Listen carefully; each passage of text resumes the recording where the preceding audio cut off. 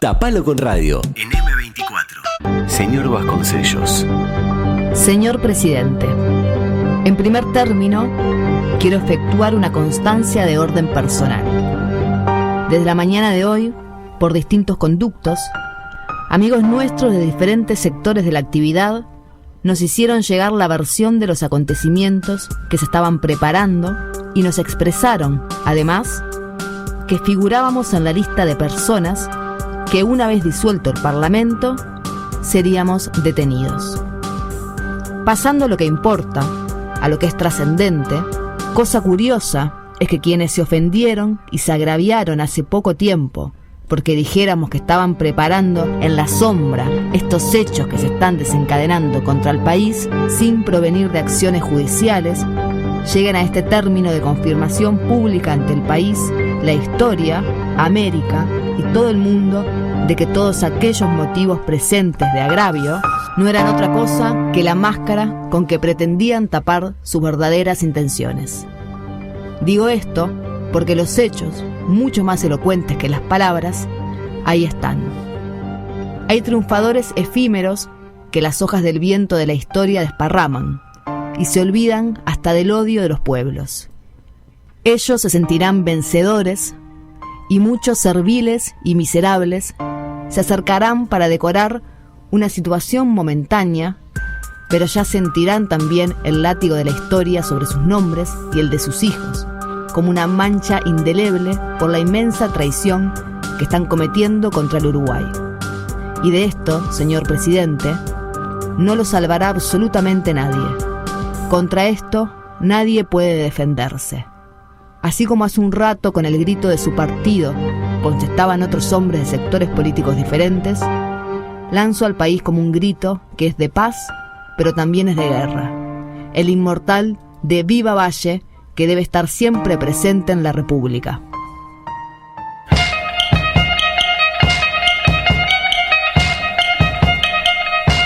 Pasaba ahí un fragmento de lo que hizo la radio ayer en colaboración con Sitios de Memoria, esta programación especial que nos acompañó hasta las 2 de la tarde ayer.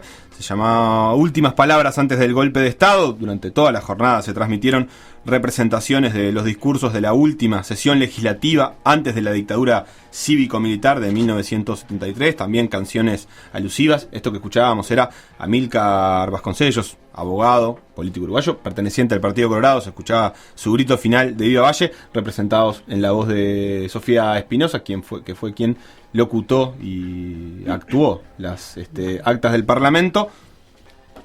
Y para hablar un poquito más de todo esto, vamos a estar entrevistando ahora a Mariana Rizzo, que es coordinadora de Sitios de Memoria, que es un proyecto que nace de la iniciativa del colectivo Sitios de Memoria con el apoyo de organizaciones emblemáticas en la lucha por memoria, verdad, justicia y reparación. Este proyecto tiene el objetivo de identificar, visibilizar, conectar y disponibilizar la información sobre los lugares donde se organizaron y cometieron delitos de lesa humanidad durante el accionar ilegítimo del Estado y la dictadura cívico-militar en Uruguay. Bienvenida, Mariana Rizzo, ¿estás por ahí? Sí, hola, ¿qué tal? ¿Cómo están? Bien, ¿y tú? Bien, gracias por la invitación y por lo bien que quedaron esos audios leídos por la compañera. Sí, la verdad que sí. Mariana, nosotros habíamos estado hablando con Rodrigo, tu compañero, con el motivo del 20 de mayo, sobre el proyecto, sobre el sitio web y cómo funcionaba un poco todo esto, y queríamos preguntarles sobre qué están trabajando actualmente. Están trabajando en la recopilación de actas y materiales legislativos con el fin de armar una colección. ¿Cómo es eso? Ahí está. Bueno, en realidad nosotros esa presentación tan buena que tenemos en nuestra página quedó un poco desactualizada, y es que si bien el proyecto inició siendo un proyecto de georreferenciación y de identificación de lugares de la red represiva, o sea, lugares donde se cometieron los crímenes de lesa humanidad durante la dictadura y los años previos, el proyecto ha seguido desarrollándose casi como un repositorio documental, tanto de informaciones, libros, audiovisuales, notas de prensa referidas a ese periodo, y a las distintas disputas políticas y sociales, y también de la organización de las luchas y las resistencias populares. En esa segunda etapa, digamos, cuando pasamos a empezar a trabajar con fuentes documentales, empezamos a armar colecciones temáticas. Lo que hay a veces es mucha información disponible, pero muy dispersa, de distintas fuentes, pero también en libros, en investigaciones a lo largo de tantos años, y a veces para público no experto es muy difícil acceder o encontrarlas vinculadas o reunidas. Armamos estas colecciones y en los últimos meses, primero empezamos a trabajar una colección sobre testimonios en el Tribunal Russell, y hemos subido una serie de materiales que tienen que ver con testimonios de víctimas y de personas que denunciaban la dictadura en los tribunales internacionales, y en junio empezamos a rastrear estas documentaciones parlamentarias que tenían que ver, ¿no?, con versiones taquigráficas relacionadas con denuncias de crímenes y también con comisiones investigadoras, tanto previas al golpe de Estado como las que se armaron en los años posteriores a la recuperación de la institucionalidad democrática. Bien, ¿y cómo ha sido ese proceso de búsqueda de estas actas? Tú en una entrevista dijiste que había sido como más difícil, dijiste, las trabas judiciales han sido sistemáticas y persistentes, sostenidas a lo largo de todos los gobiernos, más fuertemente en el periodo previo a la llegada del Frente Amplio al poder. ¿Ha sido así, como ese periodo como más difícil de reconstruir? Lo que hemos tenido claramente es una ausencia absoluta de política de memoria, verdad y justicia, por lo menos desde la aprobación de la ley de caducidad, ¿no? Una política desde el Estado y desde los poderes del Estado, y obviamente que las organizaciones sociales, no solo de víctimas, ¿no?, sino las organizaciones sociales de protección de derechos humanos y de la militancia del campo popular, siempre ha estado intentando de que los crímenes de la dictadura y del autoritarismo no quedasen impunes, no solo por un tema de revisión del pasado, sino sobre todo por una apuesta del presente y del futuro, ¿no?, por el tipo de calidad democrática que merece este país.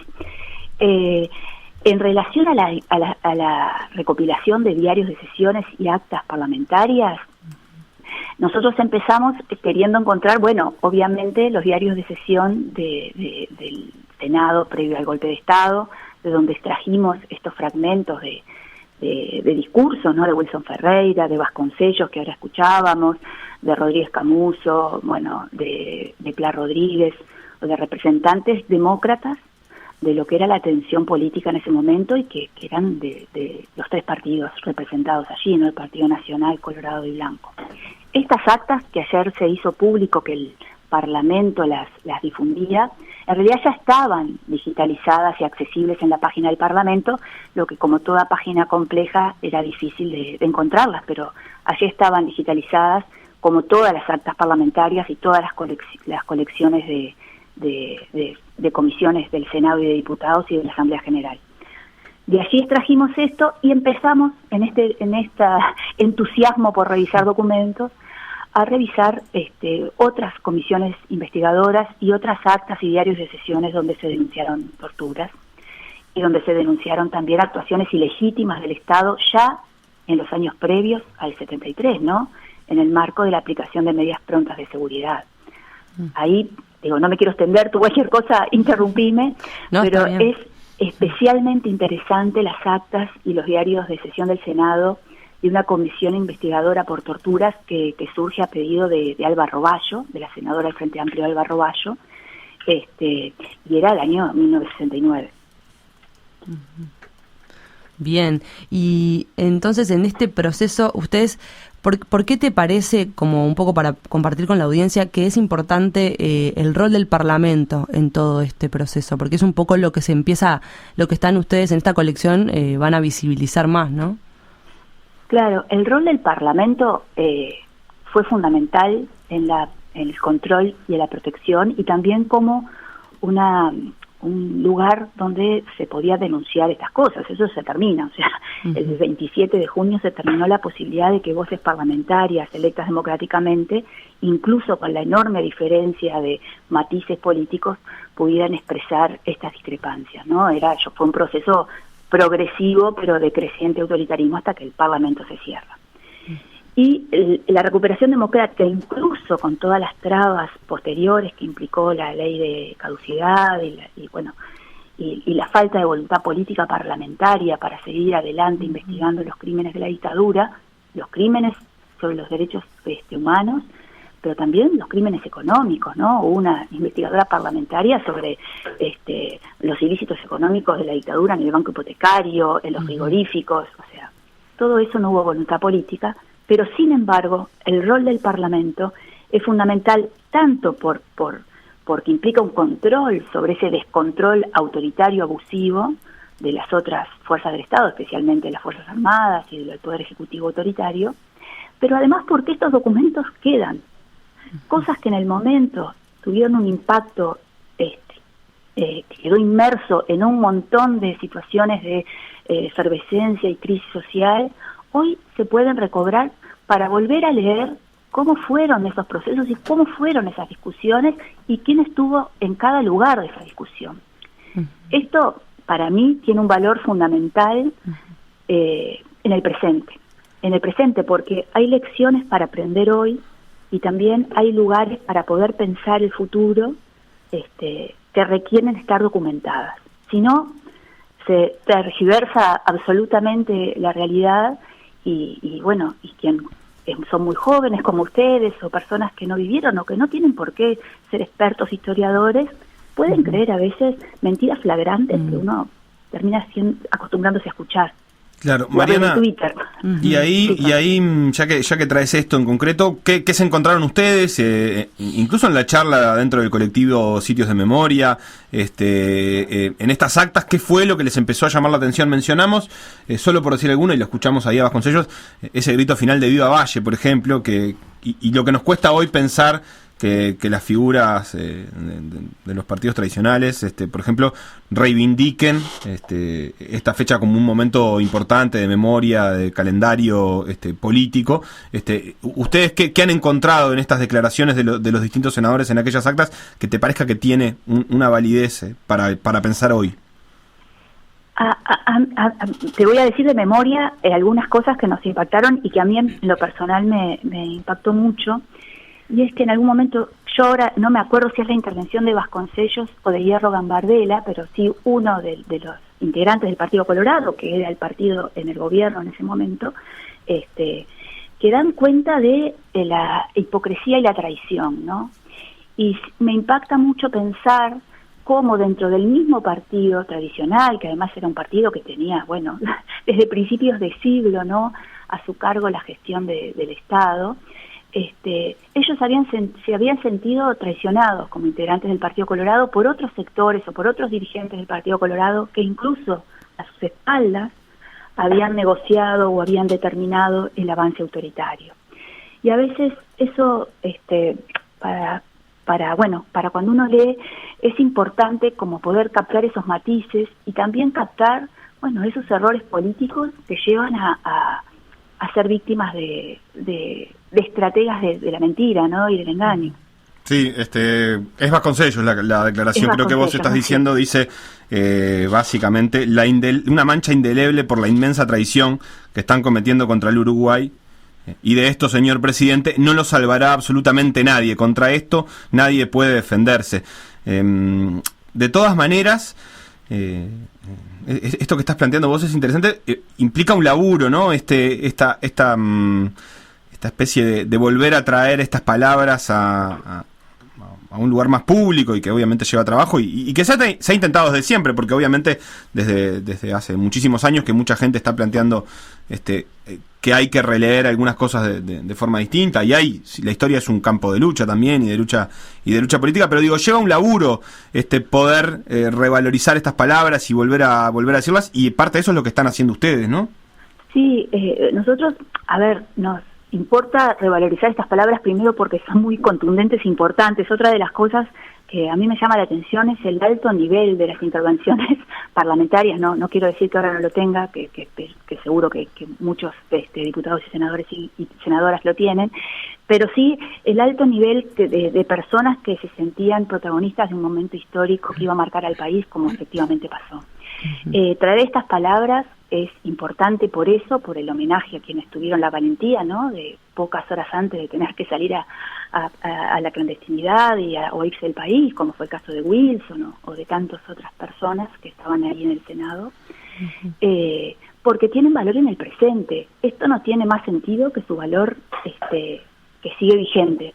Y sigue vigente en la necesidad de este esfuerzo que tú decís, de recobrar los documentos, de poderlos leer, de poderlos volver a interpretar con la interpretación que cada persona o cada colectivo o cada interés quiera darle, pero que tiene que poner la importancia de la seriedad del rol de la historia del momento de la historia que a uno le toca vivir. En eso yo siempre tengo como esta impresión de que a veces hay como una cultura no solo de desinformación y todo eso que es como más amplio, sino de la cultura inmediata del tuit, ¿no?, que causa impacto, que pega, de la red social y la discusión, y que la semana que viene hay otra, y de una intensidad donde muchas veces la solidez de algunos argumentos se pierden. Por ejemplo, yo descubrí algo que no sabía, si bien son temas que a mí me interesan, hay algo que yo no sabía, y era que, por ejemplo, recobrada la democracia y ya habiendo sido aprobada la ley de impunidad, en junio del 90 se hace una comisión investigadora para estudiar la desaparición de Elena Quintero, ¿no?, la maestra que fue secuestrada, torturada, arrancada de la embajada de Venezuela, etcétera. En una situación trágica, Elena Quintero sigue desaparecida. Y Juan Carlos Blanco, que fue el canciller de la dictadura y que en 1990 era senador por el Partido Colorado, pide que se cree esta comisión para analizar su responsabilidad. Y esa comisión, yo tenía titulares, pero ahora estuve leyendo las actas, hace algo tan terrible como que exculpa al senador Juan Carlos Blanco de su responsabilidad y entiende que no había que desaforarlo, ¿no?, que era la propuesta del Frente Amplio y de algún sector del Partido Nacional, era retirarle los fueros a Juan Carlos Blanco para que pudiera pasar por la justicia. Juan Carlos Blanco termina siendo procesado 12 años después por este crimen, por primera vez. Y bueno, y impacta a veces la vigencia, ¿no?, de estas discusiones, cuánto hoy también nos ponen arriba de la mesa, cuántas ilusiones a la justicia se pactan políticamente cuando después la historia nos deja sin pronunciarse sobre las culpabilidades, ¿no? Claro, antes de meternos ahí un poquito más en las otras investigaciones que por ahí, claro, hoy, un día después del aniversario, nos estamos enfocando en las del 26-27 de junio, sí. Es un proceso más largo el que incluyen. Una cosa que me llamó la atención leyendo la intervención de Rodríguez Camuso, senador del Frente Amplio por la 1001, en uno de sus pasajes dice: a esto temen, a esto tiene un miedo observar la clase social que se sabe condenada por la historia, la que no tiene patria y tiene bolsillo, la que no tiene principios y tiene negocios, la que ayer escandalizó a la moral nacional contrabandeando ganado por la frontera y hoy la esconde, trampeando y traicionando un pueblo a costa de cuyo trabajo vive y se enriquece. Evidentemente esta intervención, atravesada por la afiliación política de Rodríguez Camuso, perteneciente a la 1001, etcétera, ya también, por ejemplo, empieza a traer una cuestión que es la cuestión económica y la pata económica de la dictadura militar que se venía, cívico-militar, debí decir. Sí.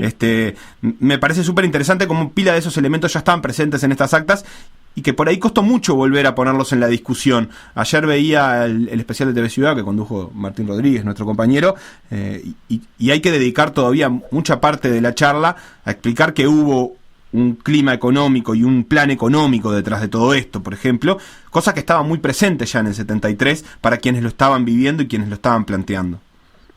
No, claramente lo que decís es tal cual, ¿no? Esa intervención, ese fragmento de la intervención de Rodríguez Camuso, también retoma algo que está en el tratamiento del Senado, ¿no?, en ese momento, y que tiene que ver con varias situaciones de política económica en discusión. O sea, de política económica, de modelo económico, de plan económico.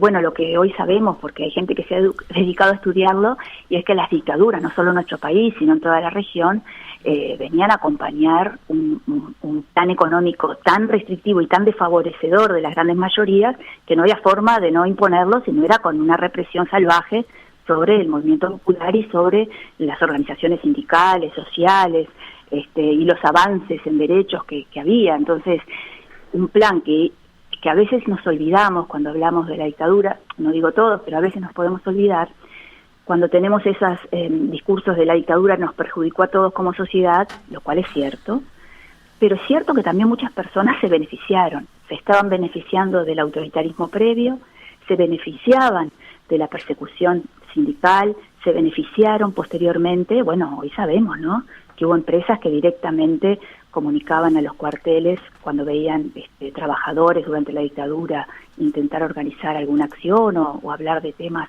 con sus compañeros o compañeras de trabajo, y esas personas inmediatamente eran secuestradas y en las condiciones de tortura y de ilegalidad absoluta que el régimen dictatorial tenía. O sea, hubo personas que se beneficiaron de la dictadura, que construyeron grandes alianzas de poder cívico-militar, y que también se enriquecieron, ¿no? Uh-huh. Mariana, y en todo este proceso de recopilación de información y de material, han trabajado con otras organizaciones, ¿no?, en colaboración. ¿Cómo ha sido ese proceso de trabajo en conjunto? Bueno, nosotros tenemos nosotros tenemos un convencimiento, que es que todo esto ha sido producto de mucha gente a lo largo de muchos años. Nosotros lo que hacemos es recopilarlo, en algún punto seleccionar algún material o hacerlo disponible de manera más sencilla, pero la autoría, así como la autoría de los discursos valientes de esa noche pertenece a quienes lo dijeron, la autoría de la lucha popular pertenece a todas las personas, digamos, ¿no?, que se han comprometido en distintos momentos y le han puesto el cuerpo a estas reivindicaciones. Uh-huh. En esa medida, nosotros hemos podido colaborar puntualmente con Crisol, con familiares, también en el intercambio con el Observatorio Luz Ibarburu, también con sindicatos, ¿no? Nosotros armamos colecciones, por ejemplo, para mencionar un sindicato importante, uh-huh, con el ZUNCA, pero también con otros gremios y sindicatos que tienen materiales que quieren que estén disponibles, ¿no?, y que puedan estar visibles y descargables libremente.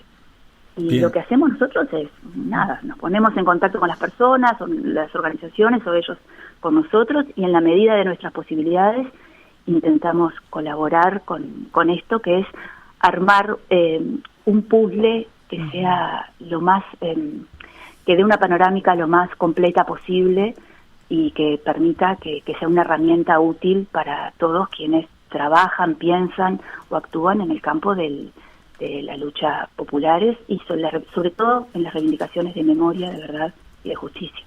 Bien, Mariana, ¿cómo es el camino más fácil para quienes quieran encontrarse con estas actas del 26-27 de junio, la sesión ordinaria del Parlamento, de la Cámara de Senadores en realidad, en sitios de memoria? Bueno, ya igual les cuento que si entran a la página del Parlamento hoy, hay un pop-up que los va a mandar derecho a estas actas que ayer el Parlamento lo disponibilizó. Pero en cuestión de una hora vamos a poner en la web la colección Investigaciones Parlamentarias, que va a tener, obviamente estas actas de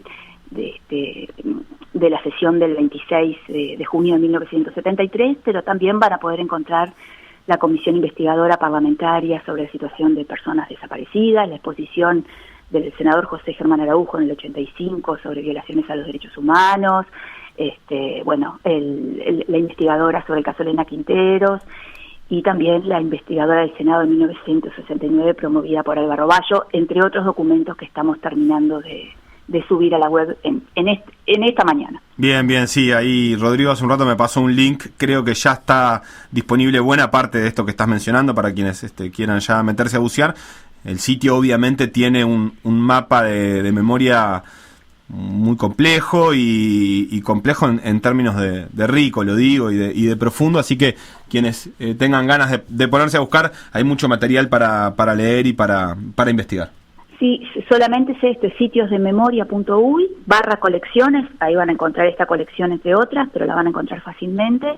Y lo otro que me gusta siempre hacer como es la autopropaganda, si googlean, estamos bastante bien posicionados en Google como buscador, entonces en general se pone investigaciones parlamentarias, sitios de memoria y casi que se caen adentro. Bien, Mariana Rizzo de Sitios de Memoria, muchas gracias por este ratito. Muchas gracias a ustedes, un abrazo. Pasaba Mariana Rizzo entonces de sitiosdememoria.uy. Se pueden encontrar las actas de las sesiones. El trabajo que hizo ayer la radio con Sofía Espinosa, con Tania Angiolillo y con la gente de Sitios de Memoria está disponible en Spotify para quienes ayer no lo hayan podido escuchar, no hayan podido estar atentos a la programación de la radio. Lo pueden buscar en Spotify, también lo van a poder encontrar en el canal de YouTube y se pueden suscribir y escuchar esos fragmentos. Para irnos a la pausa, uno más de ellos, el testimonio de Paz Aguirre, que en aquel 27 de junio era el presidente de la Cámara de Senadores. 26 de junio de 1973. La Cámara de Senadores se reúne en sesión extraordinaria a las 22:30 horas. Señor Paz Aguirre, presidente. Solicito la autorización del cuerpo para decir unas pocas palabras desde la presidencia del Senado. Tengo conciencia de que esta es una sesión histórica y muchos la recordarán en el transcurso de las horas oscuras que agobian a la nación. Todo el pueblo uruguayo la recordará cuando este Parlamento, por sobre las efímeras sombras de los golpistas, reabra sus puertas, como sin duda alguna lo hará, para dar paso a los diputados y senadores, nosotros u otros, que retomen con la bandera indoblegable de la libertad la expresión de un pueblo que es único e intransferible dueño de su destino. De confirmarse el atentado que se anuncia, no sé por cuánto tiempo las voces serán silenciadas. Sé que volverán, más tarde o más temprano, a hacerse oír, porque son la expresión de un pueblo que es y seguirá siendo libre y digno para el inevitable reencuentro con la defensa del derecho. Esa madrugada, trabajadoras y trabajadores ocuparon sus lugares de trabajo. La huelga general se mantuvo 15 días.